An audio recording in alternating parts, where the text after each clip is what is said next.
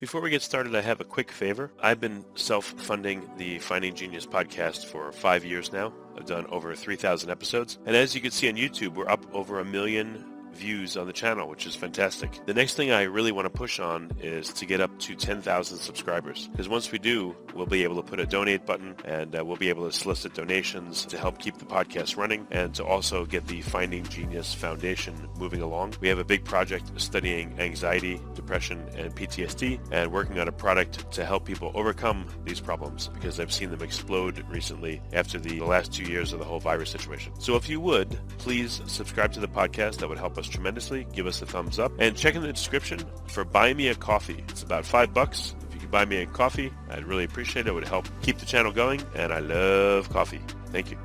Forget frequently asked questions. Common sense, common knowledge, or Google. How about advice from a real genius? 95% of people in any profession are good enough to be qualified and licensed. 5% go above and beyond. They become very good at what they do, but only 0.1% are real geniuses. Richard Jacobs has made it his life's mission to find them for you. He hunts down and interviews geniuses in every field: sleep science, cancer, stem cells, ketogenic diets, and more. Here come the geniuses. This is the Finding Genius Podcast with Richard Jacobs.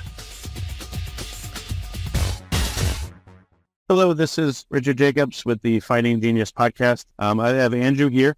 He's going to be talking about the Post-Apostolic Church. And Andrew wanted to, have his own bio read by himself, so he'll be doing that. So welcome, Andrew.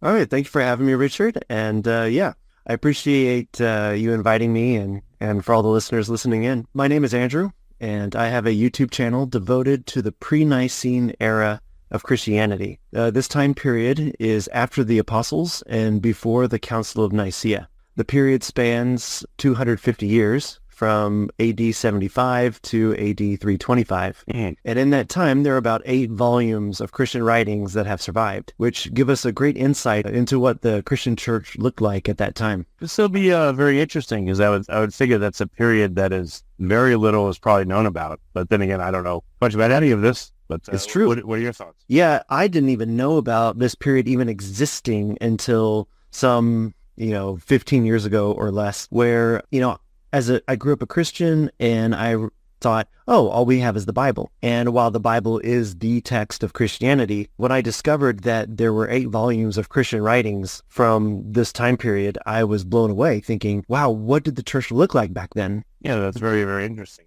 What are some of the things that, in your bio, and then I'll start asking you about this time period? Sure. The other thing I was going to say is about myself, that when I learned about these writings, I learned from other historians and scholars who have provided a lot of material on the early Christians already. And their material helped me fall in love with those ancient Christians. I developed a deep passion for how they lived and what they taught. So since 2013, I've been sharing my passion through YouTube videos as I present the faith, history, and beliefs of those early Christians. And again, my channel is called Post-Apostolic Church. What's the response like on YouTube? Are you getting a lot of curiosity, or, what's typical?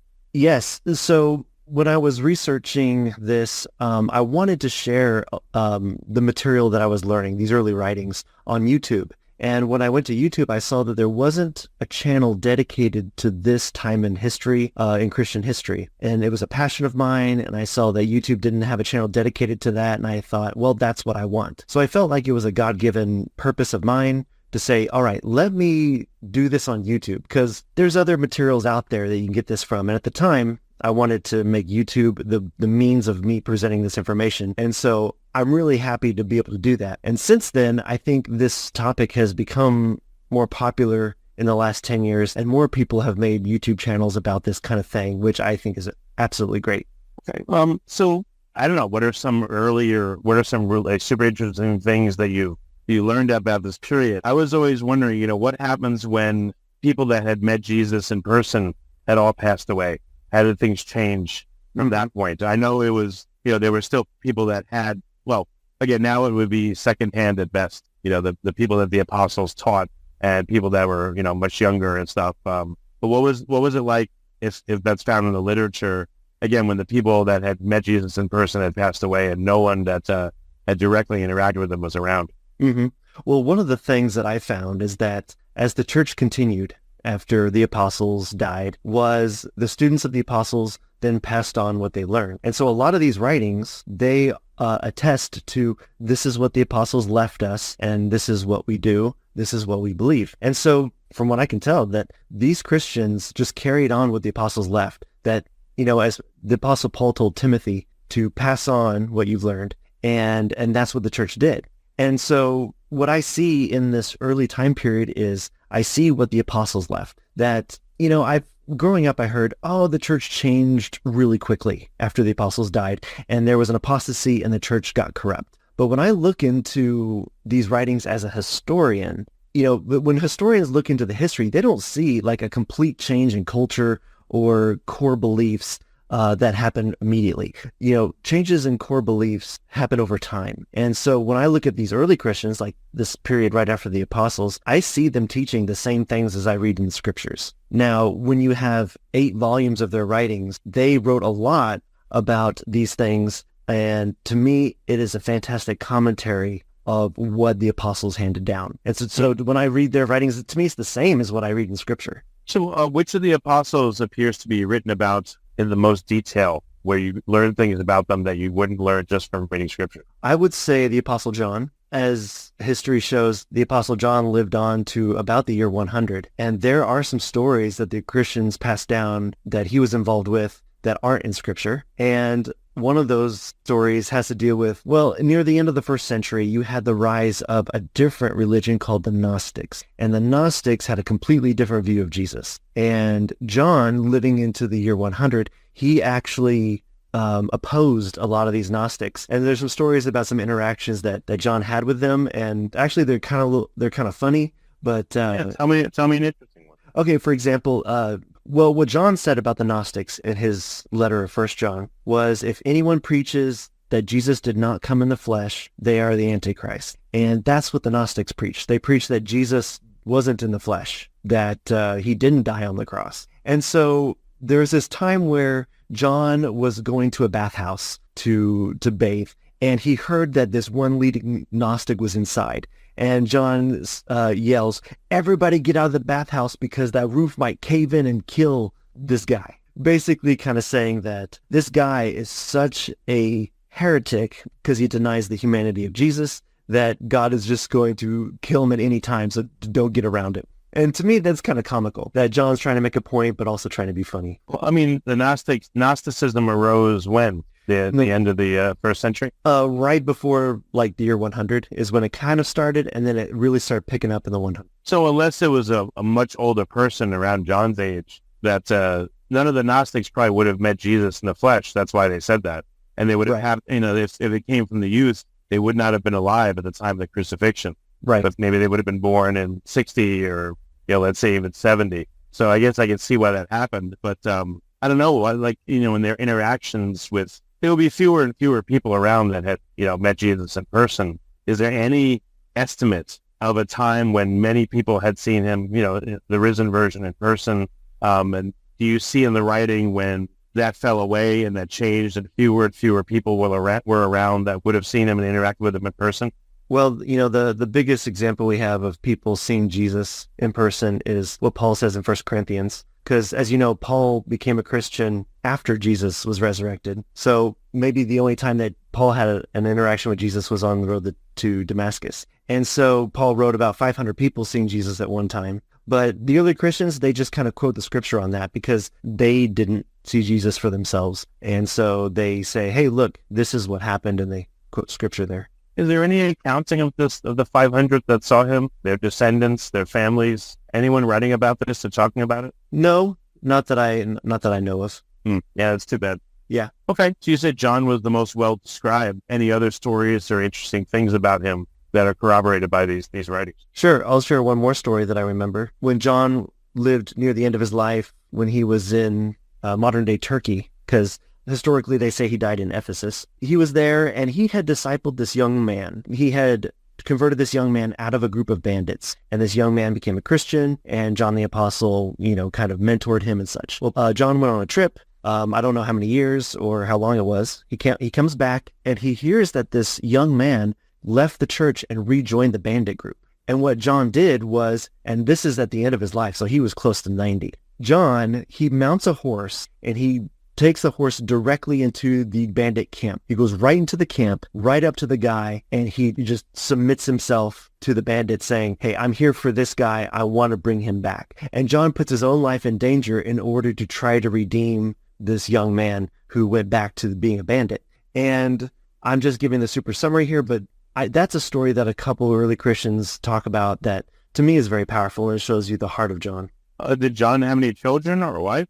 As far as I know, the apostles did not have any children. They didn't pass on their teachings like family-oriented. They just passed them on to the churches and let the churches do their thing. So I don't know of any children that they would have had. Before we continue, I've been personally funding the Finding Genius podcast for 4.5 years now, which has led to 2,700 plus interviews of clinicians, researchers, scientists, CEOs, and other amazing people who are working to advance science and improve our lives and our world. Even though this podcast gets 100,000 plus downloads a month, we need your help to reach hundreds of thousands more worldwide. Please visit findinggeniuspodcast.com and click on Support Us. We have 3 levels of membership from $10 to $49 a month, including perks such as the ability to see ahead in our interview calendar and ask questions of upcoming guests, transcripts of podcasts you're interested in, the ability to request specific topics or guests, and more. Visit findinggeniuspodcast.com and click Support Us today. Now back to the show. Okay. And who wrote about the various apostles? Was it one person that wrote about all of them, or only one? Certain people focus only on John, some on Peter. Like what does it look like? Different early Christians wrote about the apostles in different ways. But the one person that I would recommend going to is Eusebius. Eusebius wrote in the mid 300s, and Eusebius kind of collected a lot of this in one work. And so his summaries and his collection is highly regarded, as Eusebius took these stories from these earlier Christians who I'm referring to. Okay. The writings that you've read, do they correlate with Scripture pretty highly? Yes, they do. Like what do they talk about that is normally only found in Scripture to people that don't know?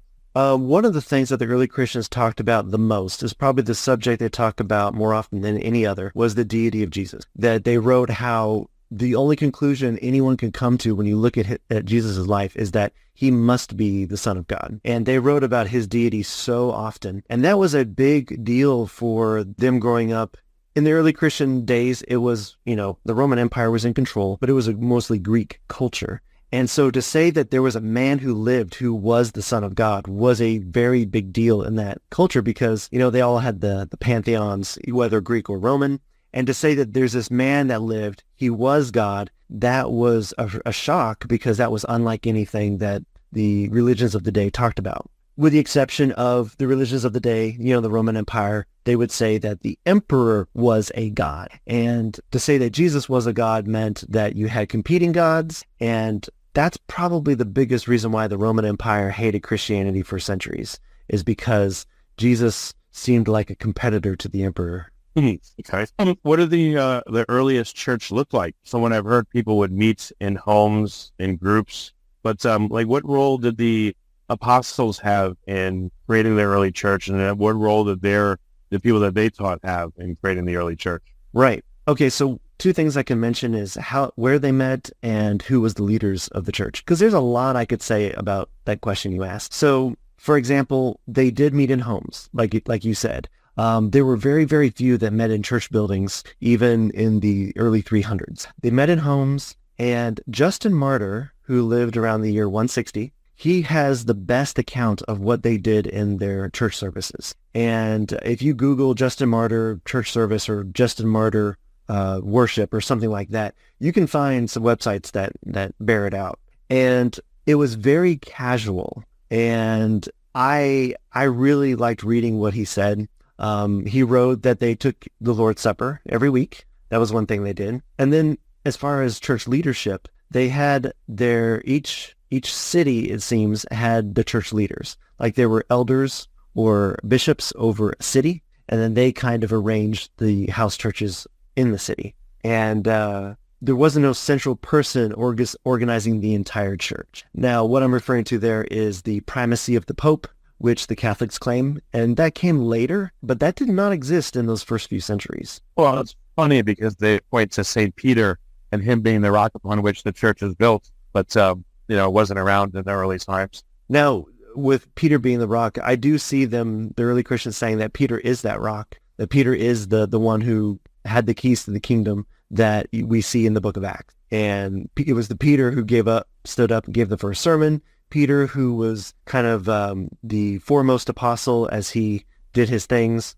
And Peter did go to Rome, and he was a bishop in Rome. But again, even Peter did not say, I am the leader of the church, I have primacy. Even he didn't say that. It seems like all the apostles saw themselves as equals. So when did Catholicism arise, and how did it arise? So what was the first denomination or manifestation of the church that had its identity maybe separate, somehow it had its own unique identity? Yeah, so I would say it kind of started with the Council of Nicea. And the Council of Nicea was, as I mentioned before, kind of the end of what my channel is about. And in the Council of Nicea, it identifies, if I remember, 5 centers of Christianity. And those 5 centers were Rome, Constantinople, Antioch, Jerusalem, Alexandria, Egypt, and I think I'm forgetting one. But it kind of identifies these are the main centers of Christianity, because by 325, those churches were very popular and very well-grounded and things like this. And so after the Council of Nicea, I think Rome, eventually one of the bishops of Rome said, you know what, I am the leader of the whole church. And you had others who said, no, you're not. Let me give you an example. Before the Council of Nicea, around the year 250, there was a bishop of Rome who said, hey, you guys need to follow me. And I forget who it was, but at the time, there was another Christian writer in Carthage named Cyprian. And Cyprian wrote and said, hey, you as a Roman church, we go to you for help. You're a great advisor, but you can't say that you run the whole church. And so Cyprian, there's another writer named Firmilian. They did talk about this, and they said there is no one church over all churches. But again, they did go to Rome. They did go to Alexandria for help, like if there was an issue. Here's another example. In the year 98, the church in Corinth had problems, just like Paul talks about in 1st and 2nd Corinthians. In the year 98, long after Paul, the Corinthians had problems again. There's a faction in there that kicked out the leadership and said, we are leaders now. So the original leadership wrote to Rome and said, hey, can you help us? And the elders in Rome said, okay, let's write a letter and send it to Corinth to try to help them get back on the right track. And this letter is now called First Clement, because in Rome, there was a very popular elder and bishop there named Clement. He's called Clement of Rome, and he is credited as the author of this letter. But First Clement is a letter that Rome wrote back to Corinth to address some of these things. But the letter is more than that. The letter is very beautiful. I really love it. And in fact, First Clement was a letter that was considered to be canon. Like it was considered to be added to the New Testament. In the end, they didn't, because they didn't see it as, Christians didn't see it as inspired. But again, that was a very well-regarded letter. So that's an example of churches trying to help other churches, which did exist.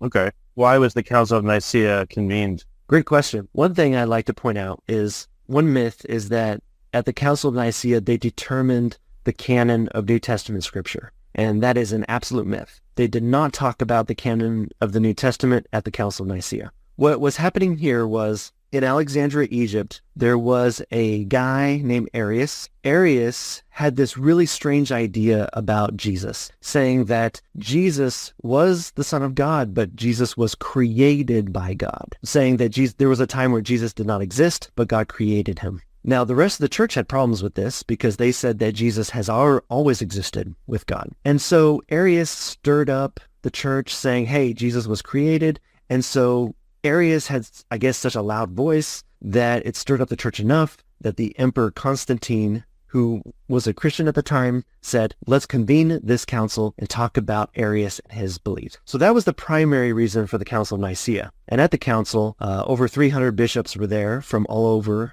the Roman Empire. And out of 300 bishops, if I remember, almost 300 of them signed a document saying Arius is wrong and he should be kicked out of the church. And 3 bishops said Arius is right and sided with him. And then there was a couple handfuls of bishops that decided not to vote. But that was the main purpose of the council, was the controversy that Arius started. So my point is when you've got 98% of the church saying, nope, Arius is wrong. We're going to stick to what we've always believed, that Jesus is eternal. To me, that was a really cool sign to show the unity that the church had. That people will say Arius shows that there was disunity, where really he just had a loud voice.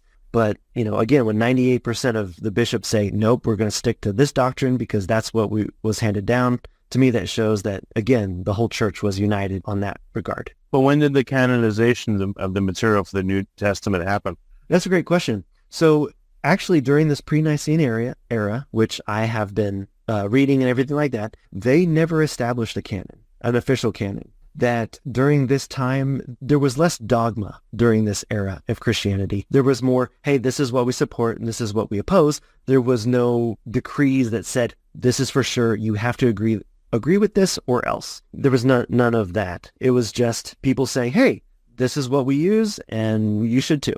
And so to answer your question, right after the Council of Nicea, the Bishop of Alexandria, Athanasius. So this was maybe between the year 325 and 350. Because the Council of Nicea set this precedent of let's make official doctrine and force people to follow it rather than just preaching and letting people decide for themselves. Basically what I mean is the Council of Nicea was a dogma. You agree with this or else. And so Athanasius said, all right, here is the canon that we've been using all along. That's when he took the canon and said, this is our canon, and this is really what you should follow. And Athanasius came up with the same 27 books of the New Testament that we have today. But before the Council of Nicea, what you had was people debating about the books of Scripture, because you had a lot of Gospels floating around in these first couple centuries, and many of them were Gnostic Gospels. So we get back to that.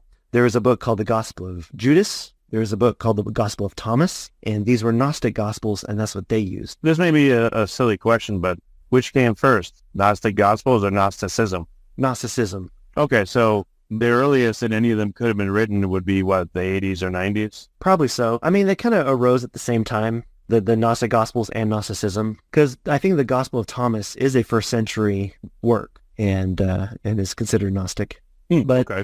But let me give you an example. In the year 180, you had Irenaeus. Irenaeus was a disciple of Polycarp, and Polycarp was a disciple of John, the apostle. So Irenaeus is just 2 degrees of separation removed from John. Irenaeus wrote a lot. He's one of the big writers of this time period. And Irenaeus said that there's only 4 Gospels. He said, these are the 4 Gospels that the apostles handed down, and they're still the ones we use. So he said, this is the 4 Gospels, but again, he didn't say you have to agree with these or else. In fact, let me throw out another writer. There's one called Clement of Alexandria. He lived in Alexandria, and he read all the Gnostic stuff. He read tons of things, and he actually put value in any work he read. He said, this is an interesting work because of this. And so what that tells me is that these early Christians, they weren't going around book burning, that they said, here's our 4 Gospels, here's the letters of Paul, here's the letters of Peter, here's Revelation, but they didn't say you shouldn't read anything else. They just said, we're trying to identify what's inspired,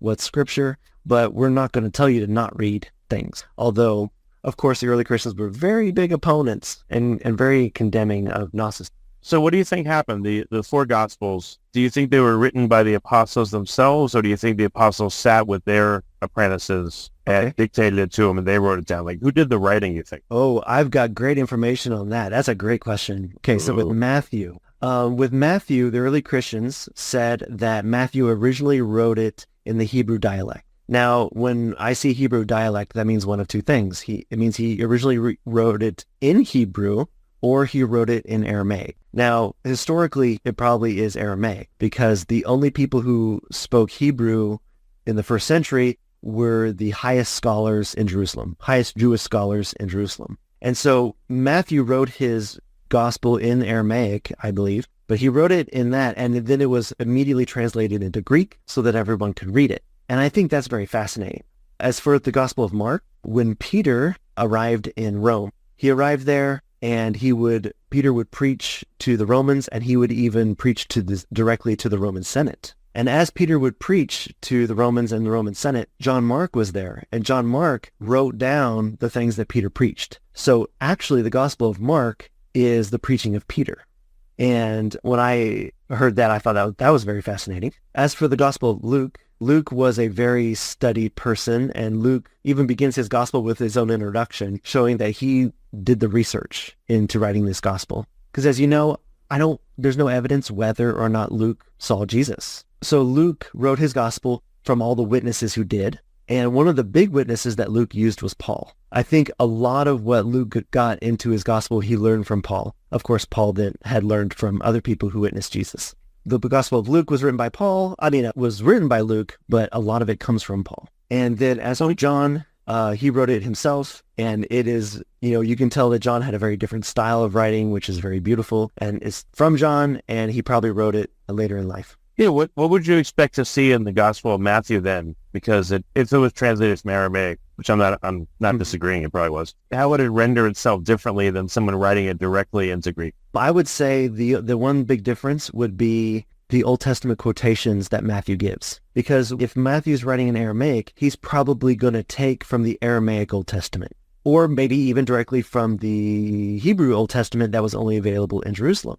So Matthew may have used the Aramaic or Hebrew for the Old Testament quotations, while the rest of the Old Testament, they took their Old Testament quotations from the Greek Septuagint.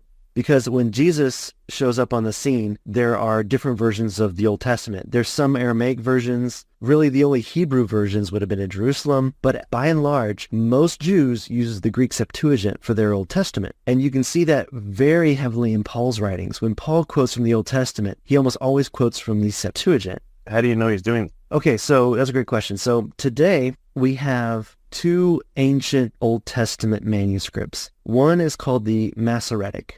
It's called that because there was the Masoretic Jews who lived around the year 900 BC. And they collected the Old Testament as they could, and they cleaned it up, they combined it, they preserved it. And so we have what's called the Masoretic text, which is that Old Testament. And that is the oldest version of the Hebrew we have. It goes back to the year 900. 900 BC. 900 AD. So that's actually fairly recent if you think about it. That's our oldest complete Old Testament. It comes from 900 AD. What about the Dead Sea Scrolls, though? Okay, well, let me get to that in a second, because you have the Septuagint. Now, the Septuagint is a translation from the Hebrew Old Testament that was started in 250 BC. So long before Jesus, you had the Jewish scribes in Jerusalem. They went down to Egypt, and they translated the Old Testament into Greek. And it was an official, approved copy of the Old Testament in Greek because it was sanctioned or approved by the high priest in Jerusalem. And so the Septuagint started in 250 BC, and it quickly became very popular because Greek was the main language of those centuries, thanks to the Greek conquests. Okay, so as for the Dead Sea Scrolls, that's actually a third family of manuscripts. And what's beautiful about the Dead Sea Scrolls is that they were written in the 100s BC and 100s AD, but yet they were discovered in the 1800s AD. So the Dead Sea Scrolls are like a valuable time capsule where we can go from their discovery 150 years ago or so all the way back to the first century and see what were the scriptures like, because those actual manuscripts, those actual pieces of paper are from the first century. And so that's why the Dead Sea Scrolls are so valuable. So when Paul's writing his letters, he can choose to take from the Aramaic Old Testament, or he can choose to take from the Greek Old Testament. And more often than not, he takes from the Greek, because there are differences between the Masoretic Hebrew and the Septuagint Greek that over time there's been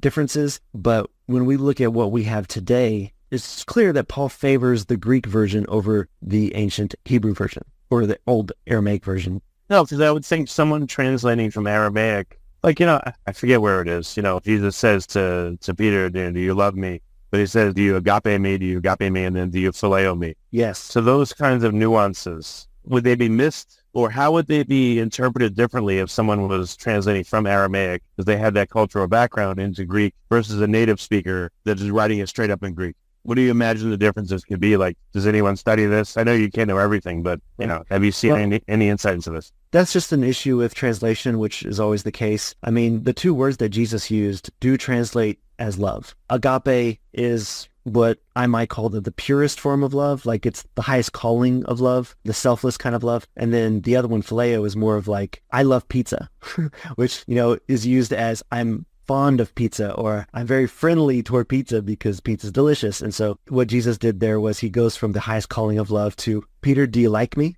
And, just kind of say, you may not love me right now, but do you like me right now? And so this just comes down to translation, and every translation that comes out is going to miss some of those things. And I hope they don't, but sometimes translations do. Okay. So do you think that the Gospels were dictated by, from apostle to student? Or do you think they were written directly by the given apostles? And what do you think the originals, what do you think happened to them? Is there any mention of the originals? Do they have any significance in any of these books or mention? No, the originals are completely lost. And in my studies, I find that that's better. It's better than that happens, because if the original actual piece of paper that the apostle wrote on existed, then it would just be kind of human nature to exalt that piece of paper as some kind of holy object.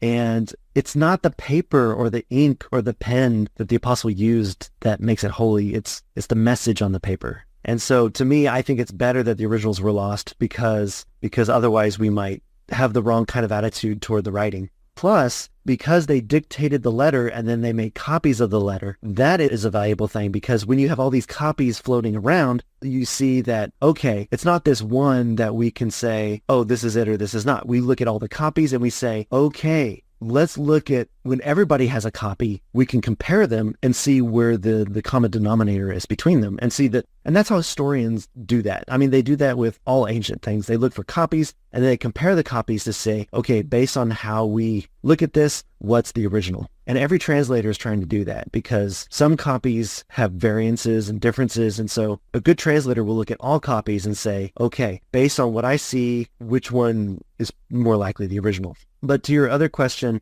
I think that most of the apostles probably dictated their gospel to someone who wrote it down. Like, those two people are together, especially with Peter and John Mark. Peter being someone who was very much not educated, I wonder if Peter even knew how to write. And so him being an uneducated fisherman, he could speak God's words and someone else write it down. And then from there, copies were made. And I think it was more like that. Even Paul, when you look at his letters, I think he used a copyist or a transcriber to write his gospels as he spoke them. Because in one of his letters, he says, hey, look, I'm writing this with my own hand, Paul, as if, he's saying, I'm signing this. And so I get the impression that they used transcribers to write the Gospels and the New Testament letters. Okay. No, very interesting. That's why I'm asking all these questions. Oh, yeah. This interesting stuff is what got me passionate about this topic. It really got me interested in love with it. And I'm learning all this historical stuff. And yeah, there's some stories that you may think, well, that sounds too crazy to be true. And maybe it is too crazy to be true. But what a historian does is they go into this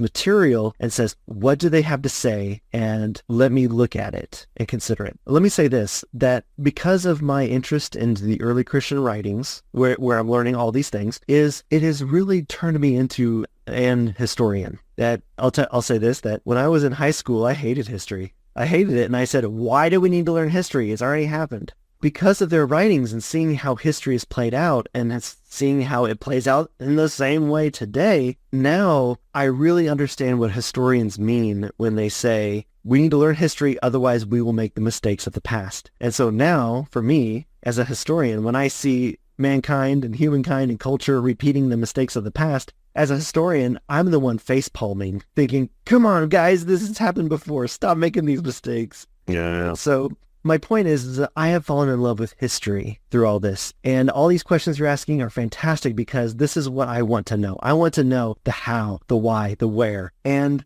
so that has been my passion for the last more than 10 years, is to try to find out just these things. And a lot of the questions you've asked, they're questions that every Christian can ask and maybe should ask. But some of these details aren't really helpful for everyday life. And I will admit that, and that's okay. I mean, because as a Christian, I want to learn the history. I want to learn all the details of how it happened. But at the same time, I want to make sure my life is right as a Christian. And so even though, talking about how the Gospels came to be, maybe that doesn't mean anything in everyday Christian life, to me, I'm still very fascinated by it. I love looking into it. And so I'm trying to get both sides here, both the ancient witnesses to how these things happened, plus trying to understand how do I live my life today with living it according to Jesus and according to the scriptures. Right. Any insights into why the Gospels and or Paul's letters were written when they were written? Like, why John wait so long, supposedly, to write his gospel? Did he feel like it was not needed?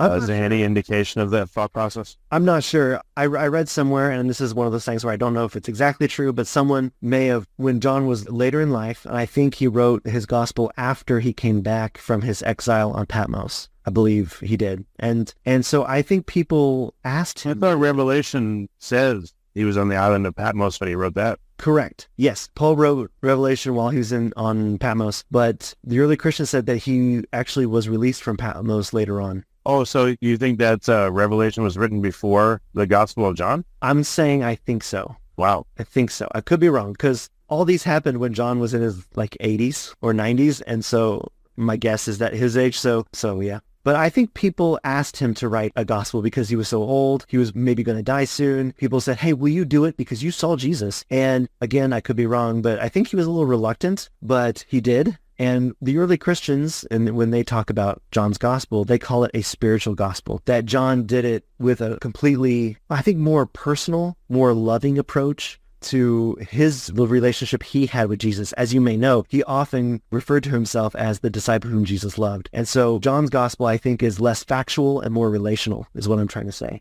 Yeah, when I read through all four of them, one right after the other, and that's the feeling I got from reading John, is that, yeah, I felt loved and cared for. It was like, it was that. Matthew's was probably the harshest, and maybe because he was a tax collector, that he was just like a grizzled New Yorker or something. Matthew is absolutely directed at attacking and opposing the Jewish leadership of that time. Yeah, and then Mark, which I guess was Peter, is just like very boom, boom, boom, boom, boom. There's not much. And Luke's was very historical. So they all feel totally different in how they're written. It's interesting. Absolutely. Oh, and I'll bring up a question right now. What about the Q document? I don't know what that is. What is that? Q theory is this theory that there was a gospel that has since been lost, but it was a gospel that Matthew, Mark, and Luke pulled from to make their gospels. It was like a pre-gospel. So this is this thing called Q theory. And so me being an historian, I'm like, okay, let me look into this and see if it's true. And there is absolutely zero evidence to this Q theory. And scholars will subscribe to the Q theory because they look at the literary similarities between Matthew, Mark, and Luke. They'll see they're almost quoting each other. And to that I say, yes, they are. They are using each other because maybe they're using the same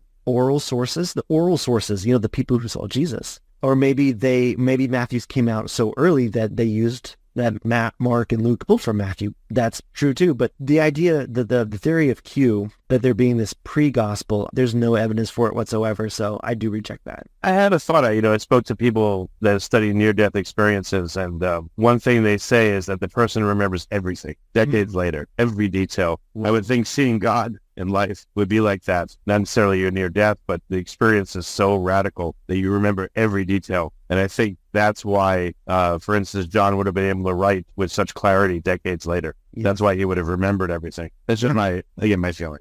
Right. Yeah. So what surprising things have you learned from your study so far? Things that just amazed you?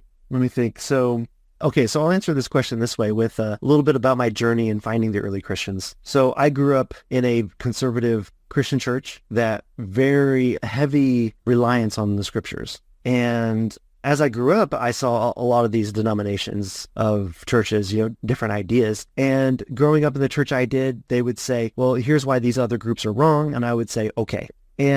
But I dove into the scriptures, and I definitely use the scriptures as my standard on what is right and wrong. Well, fast forward to my college years, I was diving into the scriptures, and I was realizing that in the Christian church that I grew up in, there were differences in that church to what I saw in the scriptures. And that caused me to go on a journey. In fact, I even asked God, will you put me on a journey to find the true church, if it exists? And so I went on this journey for, I'm going to say, the next 8 years. And in that time, God exposed me to a lot of interesting religions, and that's another story. But when I found the early Christians and their writings, they meant a lot to me because of the journey I was on. So, for example, in the scriptures, you have a lot of things. Let me start with what is called the two sacraments, and that is baptism and the Lord's Supper. And I'm using those as an example. So growing up, I heard, is baptism necessary for salvation or is it not? The Lord's Supper, is it something that is transubstantiation or is it consubstantiation or is it just memorialism? That's it. And so I would debate, I would wonder these things, which is true. And so fast forward, I find the early Christians and I see what they taught and they say, this is what the apostles gave us. And I see what they taught about baptism and about the Lord's Supper. And I was blown away. And so to me, that's the fascinating stuff is I've had all these questions in my head for years. What's right? What's wrong? And when I read what they said about it, and of course, I think their witness is very strong since they're about as close to the apostles as you can get without reading the actual scriptures. And so when I read what they wrote about those things and how they argued baptism or Lord's Supper, I thought, okay, this is what I'm looking for because this is what the whole church believed after the apostles. And so to sum up, to me, the early Christians are an answer to all my doctrinal and practical questions because the things that they taught. And there were some topics that they taught that I already agreed with, and I was pleasantly surprised. But there were other things they taught that I was shocked about and thinking, whoa, they did that? That is interesting. And it really challenged me to look deeper and to re-examine scripture and say, are they right or are they wrong? And so, even now, I've really kind of got a good idea of everything they taught on a high level plane, but there's some details that I'm still kind of like, oh, that's so really neat. And so my point is, with my journey, that's why I am fascinated by their writings is because I feel like they have the best answers that any church could give, whether it's modern or ancient. I think they have the best interpretation of scripture. Okay. So, now when you read scripture, I don't know, has it come to life more? Have you studied, the Koine Greek? Have you studied Aramaic? Are you able to read it natively, or where are you at in your personal journey in reading? No, learning a language, I've decided is too hard for me. No, too much effort. Thankfully, I have some tools that help me with the original languages. There's one that I've used for over 15 years. It's called eSword. It's a really ancient program that has a few translations, and then it has the Greek interlinear right next to it. And that has really skyrocketed my language studies. But no, I don't speak natively. I like to tell people that I do know enough about the early languages to be dangerous. Gotcha. So what's next? Is there more material for you to go through in this period? Were you out of material? You just have to analyze what you have now? How are you continuing your journey of learning? I have skimmed through all the major things that they talked about, try to see what they said about this and that. And so I have a good grasp on the high level, but I haven't gotten down into the details yet. For example, I've used a lot of the material that other scholars have pulled together because they've summarized the early Christians in a lot of ways. And so that's been a really good crash course for me to get an overview, high level of what they believed. And so now what I've been doing the last few years is just getting into the details, getting into the actual quotes that they gave that are very powerful and the arguments they made. And so really it's just getting into the details now. And that's what I use for my videos. When I make my videos on my channel, I don't use material by scholars or historians. Yes, their material has helped, but when I want to share what the early Christians believed, I really want to go to the primary source and let them speak for themselves. And so while I get the gist of it from the other scholars' materials, I do go into their writings and try to find what did they actually say. And that has been great. And so that's a lot of my research now. My research is getting into their actual writings and looking at them in context and all that good stuff.